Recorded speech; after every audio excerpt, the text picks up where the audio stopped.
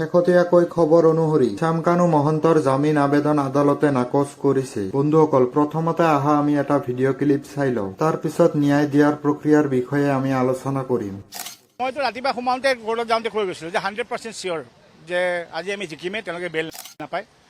আৰু চোৱা, এইটো বস্তু ভাল লাগিল ক'ত জানানে, হাই তাতে তেওঁলোকে যোৱাকালি কি কৈ আছিল, যোৱাকালি পঢ়ি নে আমাৰ সেইটো মত দিয়া নাছিল। আজি জাজৰ ফাৰ্ষ্ট আনচাৰ কাগজতে আছিল শ্যামকানু মহন্তই বটল দিছে। শ্যামকানু মহন্তই জুবিনৰ হেল্থ কণ্ডিশ্যন জানি কোনো মেডিকেল প্ৰিকশ্যন লোৱা নাছিল।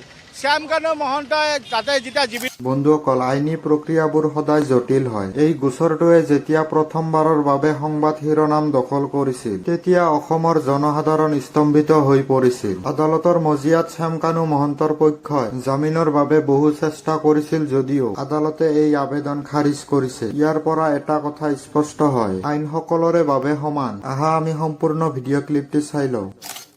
ধৰবৰ এই ঘটনাটো হোৱাৰ পিছত শ্যামকানু মহন্ত মালয়েছিয়াত গৈ লুকাই আছিল ঘটনাৰ পিছত। চ' তাতে এইবোৰ ক্ষেত্ৰ কৰিয়ে তেওঁক বিৰেল ৰিজেক্ট হৈছে।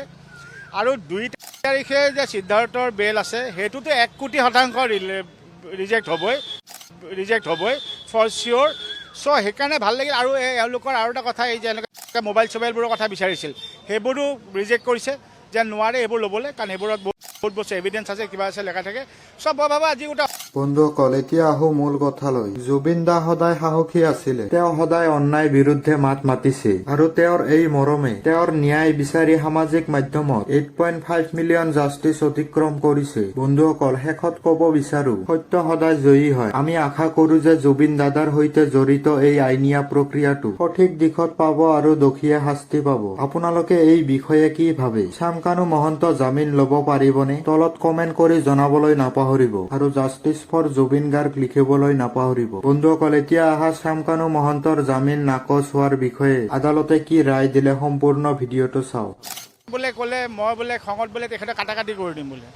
মই তাকে ক'ব কৈছোঁ, মাৰ্ডাৰাৰ মই নহয় ন, মোৰ পিঠিত মাৰ্ডাৰ লগা নাই ন, মাৰ্ডাৰৰ গোচৰ মোৰ লাগিছে নেকি? তোমাৰ গিৰিয়েৰৰ গোটাত লাগিছে। খং উঠিছে, ডেফিনেটলি খং মানে 1,00,00,000% মৰাৰ দিনলৈকে খং থাকিব। মোৰ লগৰ ল'ৰাটো হত্যা হ'লতো, সেই খং থাকিব। সেইবুলি কাটি মাৰা মাৰি হত্যা কৰা আমাৰ এইটো স্বভাৱ নাই। হত্যা কৰাৰ স্বভাৱ আছে গম পালোঁ ন, কাৰ আছে হত্যা কৰাৰ স্বভাৱ। এইটো কথা কি ওলাইছে জানানে? এইটো চিম্পল কথা। মোৰ ভয়, মোৰ হত্যা হ'ব, মোৰ PSA দিয়ক। খেলটো PSA লয় আৰু বুকু ফেলাই সোমাব।